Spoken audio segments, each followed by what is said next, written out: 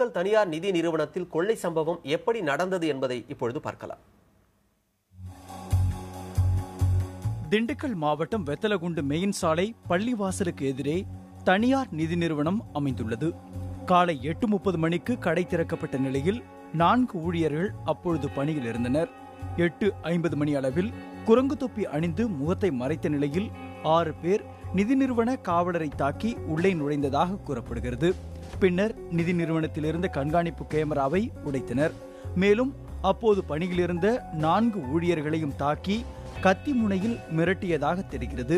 நிதி நிறுவனத்தின் 20 அடுக்கறைகளில் இருந்த கோடிக்கணக்கான ரூபாய் மதிப்பிலான நகைகள், 17 லட்சம் ரூபாய் ரொக்கம் உள்ளிட்டவற்றை கொள்ளையர்கள் கொள்ளையடித்ததாக தெரிகிறது. சரியாக 9:05 கடையை விட்டு கொள்ளையர்கள் வெளியேறினர். தகவல் அறிந்த அடுத்த 5 நிமிடத்தில் சம்பவ இடத்திற்கு வந்த போலீசார் மோப்பநாய் மற்றும் கைரேகை நிபுணர்களுடன் சோதனை மேற்கொண்டனர். கொள்ளை குறித்து 3 தனிப்படைகள் அமைக்கப்பட்டு விசாரிக்கப்பட்டு வருகிறது.